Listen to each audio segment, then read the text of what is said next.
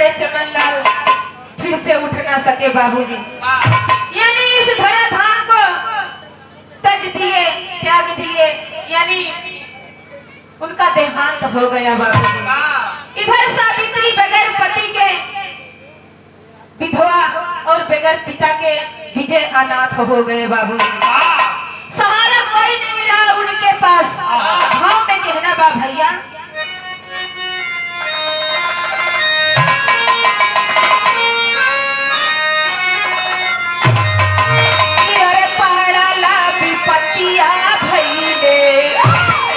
पाती का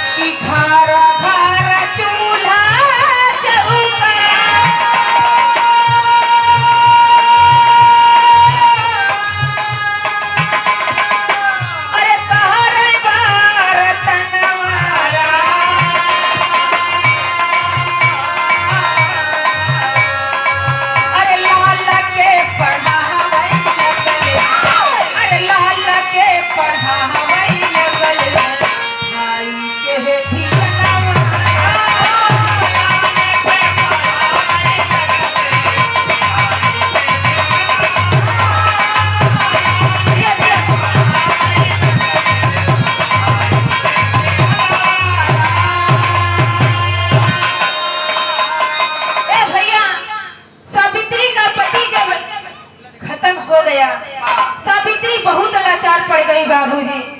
घरे घरे चूल्हा बर्तन यानी हर एक काम थे जो नहीं थे वही करे सावित्री।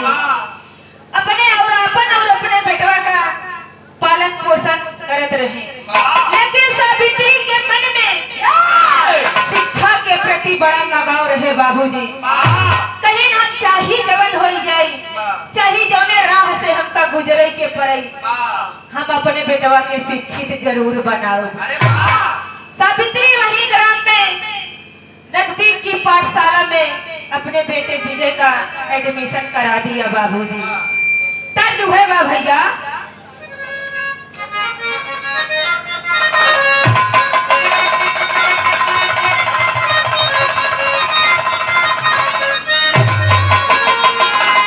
तारा नरियरवा के बारी, तारा नरियरवा के बारी, पहरा श्याम के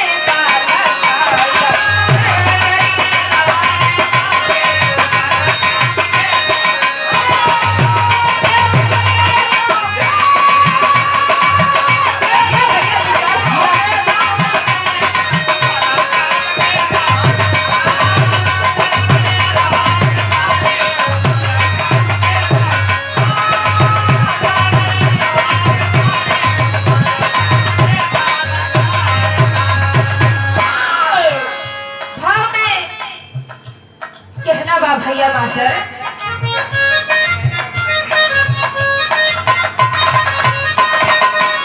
कि सावित्री हिम्मत ना हारी,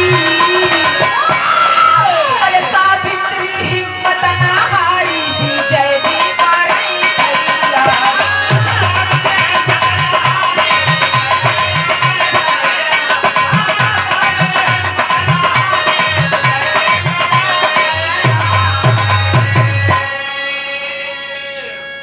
कई के मजदूरी तब रुपया जुटवले,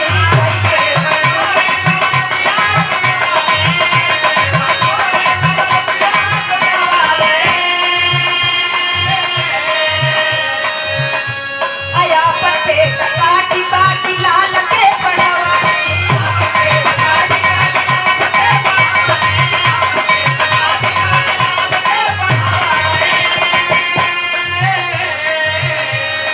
भेजी रही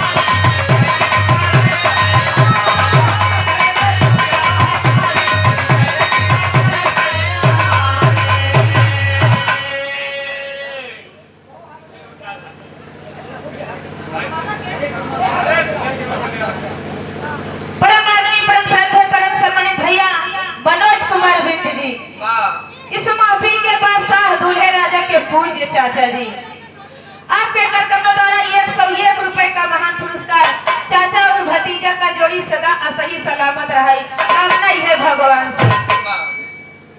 ए भैया, सावित्री अकथ प्रयास में लग गई, यानी हर एक मुसीबत झेल के सावित्री अपने बेटवा के पढ़ाई का इंतजाम करे लगी। सावित्री गांव के पाठशाला से नाम कटाकर मुंबई शहर के बड़े कॉलेज में दाखिला करा दिया बाबूजी।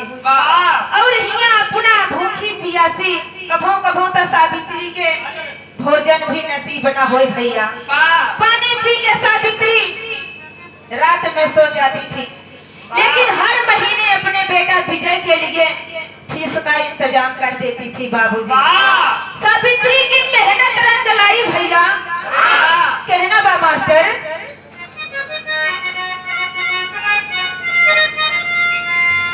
कि प्रभु के कृपा से दिन सुखमय आइए।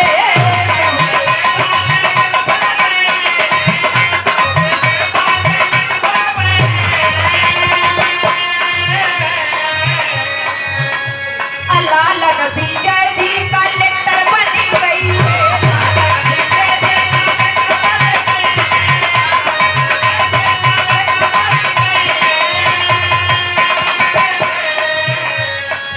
अरे रहिया निहारे महातारी, अरे रहिया निहारे महातारी विजय जी कर।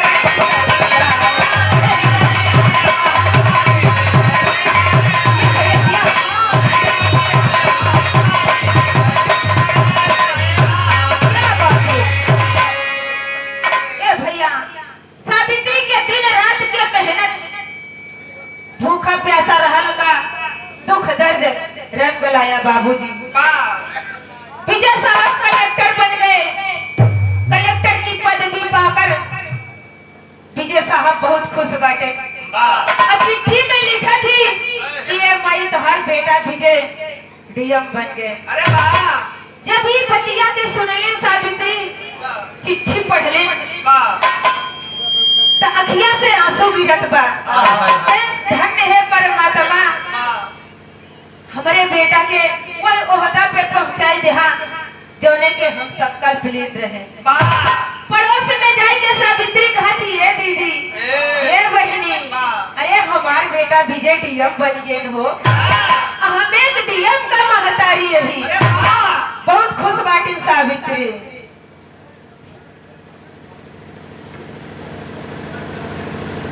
परम आदमी, परम श्रद्धे, परम सम्मानित भैया अर्जुन पाल पूरे रुद्र शाह की पावन सरजमी से भैया के कार्यक्रमों द्वारा 101 रुपए का महान पुरस्कार, यही भाव को समझते हुए आपके चरणों में नमन बा, वंदन बा, पैलगी बा। सभी विरहा प्रेमी को एक ही स्वर में प्रणाम बा।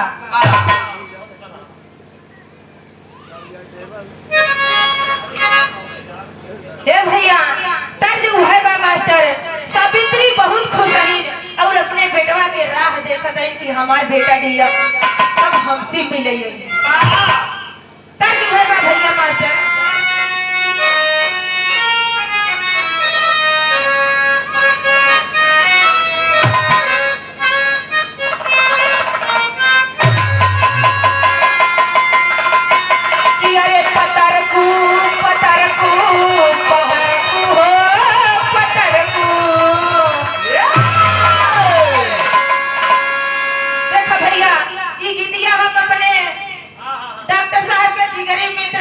भैया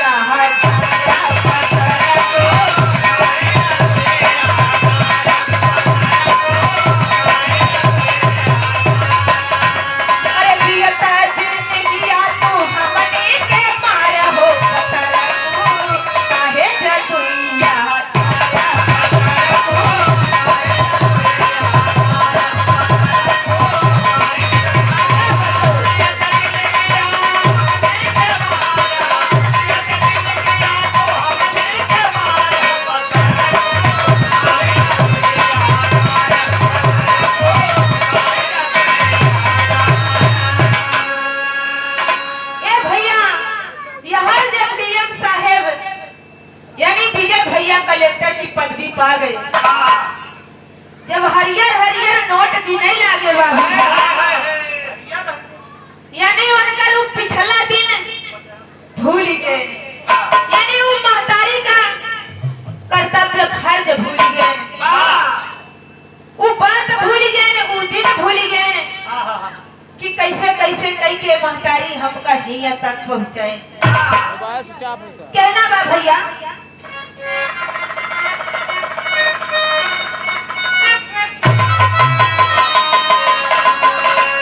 कि ललनवा ललनवा ललनवा हो ललनवा,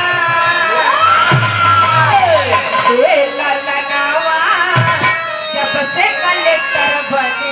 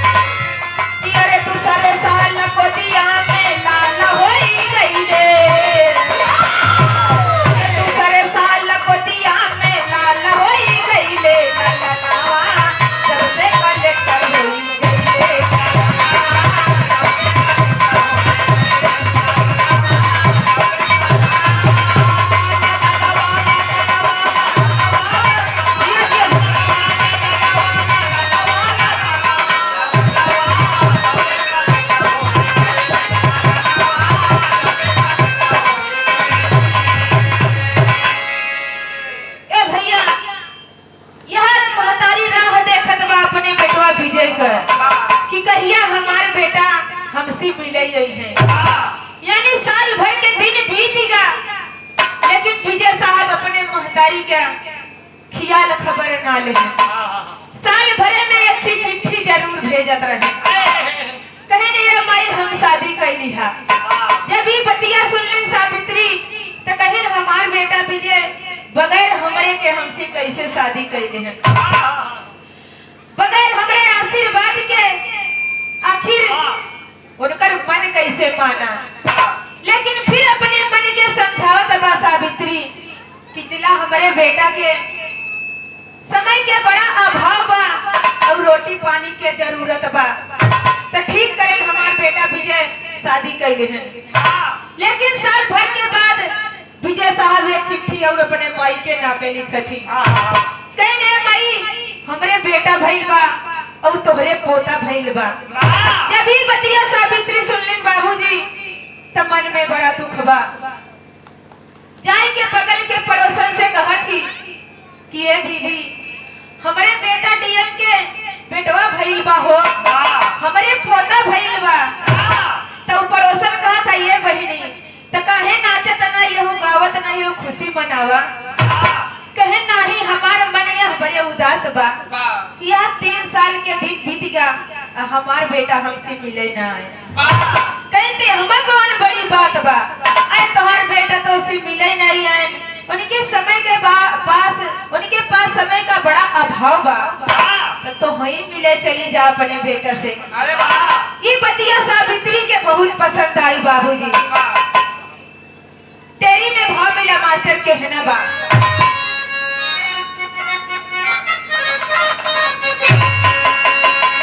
अरे जिगर का टुकड़ा बागी बन गया कि अरे मोरे रामा भोला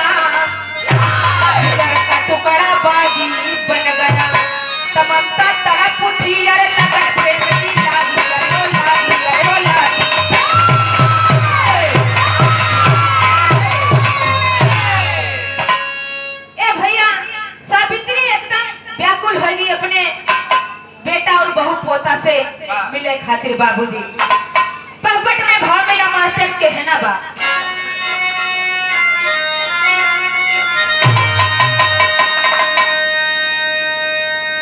कि अरे मिलने चली लाल से वही छनवा मनवा व्याकुल बा। कि अरे मिलने चली लाल से वही छनवा मनवा व्याकुल बा। देखबैया अपन पोता भैया नवा मनवा व्याकुल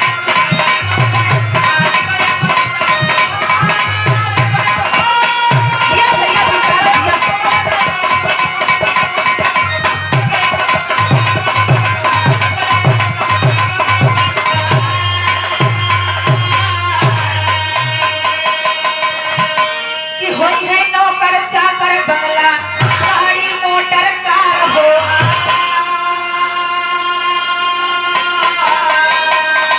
तौड़ के अपने लालन के हाँ हरिले भैया गवार हो।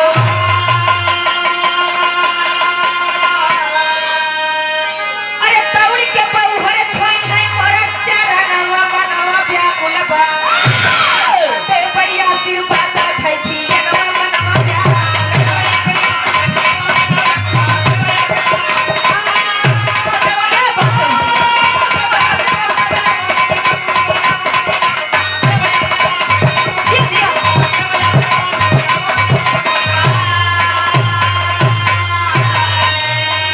ए बाबूजी, सावित्री जवन डीएम साहब चिट्ठी लिख के अपने माई के नामे दे रहे हैं, वही पते पे सावित्री मुंबई शहर के लिए रवाना हो गई बाबूजी।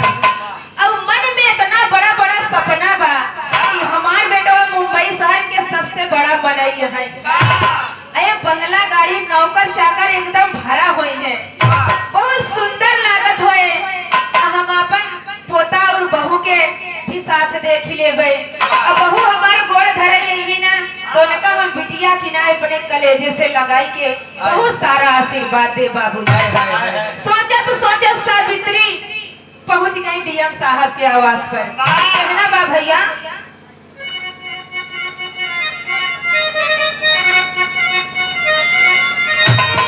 कि सोचत पहुंच गई अरे डीएम के आवास हो।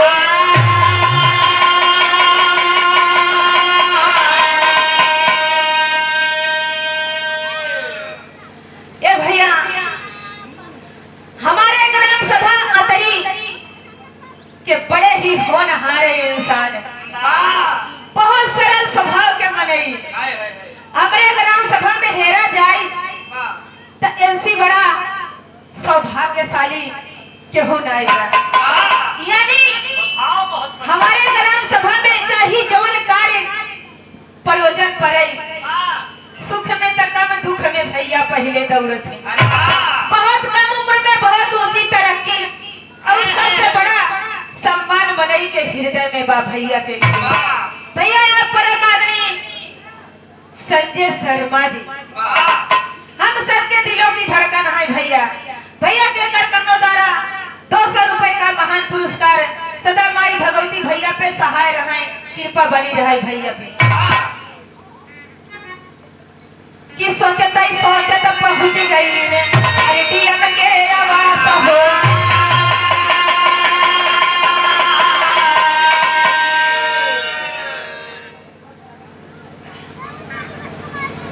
परम आदमी परम श्रद्धे परम सम्मानी, देखा हमरे डॉक्टर साहब के जुबान पे यही नाम हरदम रहा था। हम भैया अरे के देखे ना यहाँ सबके दर्शन हो जाते बा। परम आदमी भैया जिला जीत जी, यानी सौदौरा भी तको कहीं भैया जिला जीत कहाँ बाटे। वहाँ कहीं बहुत प्रेम बा, अथाह प्रेम बा। आपके घर कमलो द्वारा 51 रुपए का महान पुरस्कार सदा माई भगवती की कृपा भैया पे बनी रहे। कि सोचत पहुंच गई अरे डीएम के आवास हो।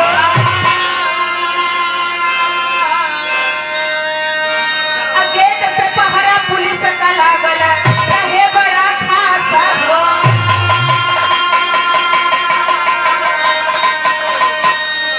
अरे कहाँ कलेक्टर हमें मरल लगवा मनवा व्याकुल बा। अरे कहाँ कलेक्टर हमें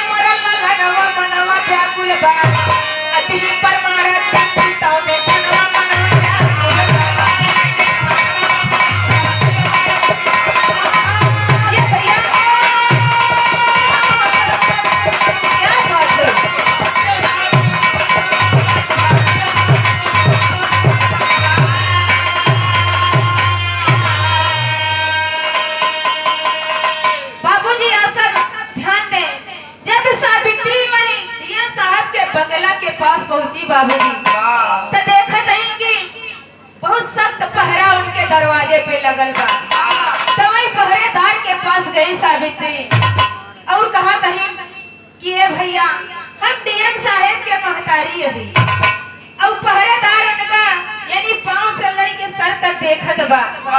कहत बा कि ए माई अगर तुमका कोनो काम होई तो हमसे कहा हम डीएम साहब तक पहुंचाई देवी। आई माई वाला शब्द हमारे समझ में नहीं आवत बा। तब सावित्री अपने टोके से वह चिट्ठी निखारित भैया कहीं ने भैया साहेब पहरेदार जी आप लाई चिट्ठी। जब वो पहरेदार चिट्ठी के पढ़त है बाबूजी तो कहीं ने माता जी आप आदर सहित अंदर जाइए। ए भैया सावित्री बहुत खुशी बाटे और वह बगल में झोला और फटा पुराना वही एक वस्त्र साड़ी बाबू। सावित्री महल के अंदर चली गई बाबूजी। आल्हा में भाव मिला भैया